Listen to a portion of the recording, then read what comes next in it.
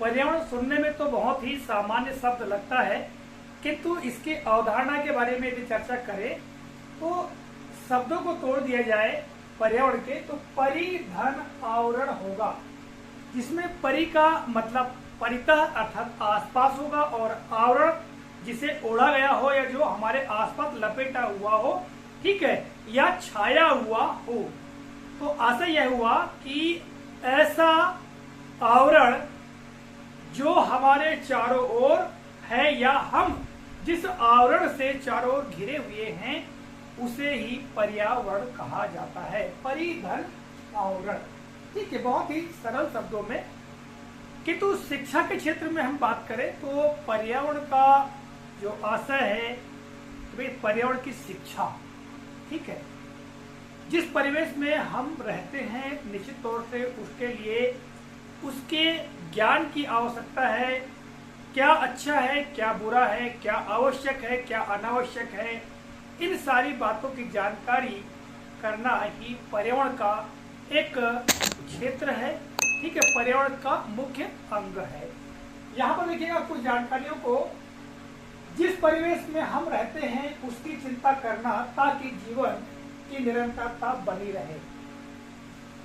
पर्यावरण की अवधारणा से संबंधित यह महत्वपूर्ण बात है कि जिस हम क्षेत्र में या जिस धरती पर जिस जगह पर हम रहते हैं उसके आसपास जो कुछ भी है, क्या वह अनुकूल है या हमारे लिए प्रतिकूल है, इस बात की चिंता करना, ठीक है, ताकि इस धरती के ऊपर या जहां हम रह रहे हैं वहां हमारे जीवन की और अन्य जीव जंतुओं की जीवन की निरंतरता बनी रह सके, अर्थात पीढ़ी दर पीढ़ी जीव जंतु और प्राणी जीवित रह सके, मनुष्य जीवित रह सके।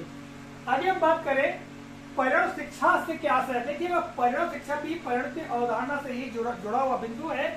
तो पर्यावरण शिक्षा से आशय है कि पर्यावरण शिक्षा वास्तव में पर्यावरण की मूल अवधारणाओं को जानने, समझने तथा व्यवहार में अपनाने की प्रक्रिया है।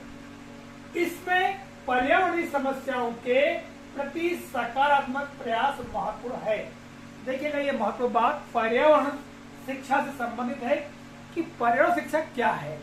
तो वास्तव में पर्यावरण शिक्षा जो है वो पर्यावरण की मूल अवधारणाओं को जानना, उसको समझना और व्यवहार में अपनाने की एक प्रकार की प्रक्रिया है। ठीक है, यदि हमारे पर्यावरण में कुछ गलत है, ठीक है, प्रतिकूल है, अनावश्यक है, तो उसके प्रति जागरूक होना और पर्यावरण को मनुष्यों और अन्य जीव जंतुओं के प्रति अनुकूल करना, यही है।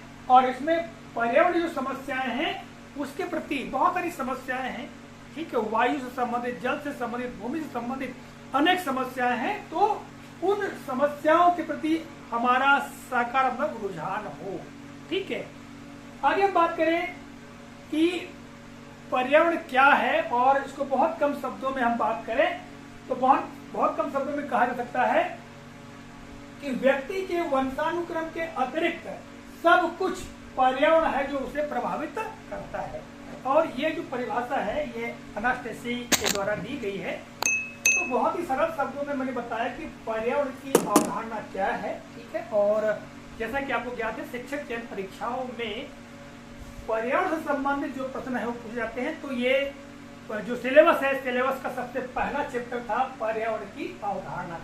यदि आपके कोई प्रश्न हो या किसी विषय वस्तु के बारे में आप जानना चाहते हैं तो निश्चित रूप से कमेंट करिएगा। तो मिलेंगे अगले वीडियो में, तब तक के लिए जय हिंद।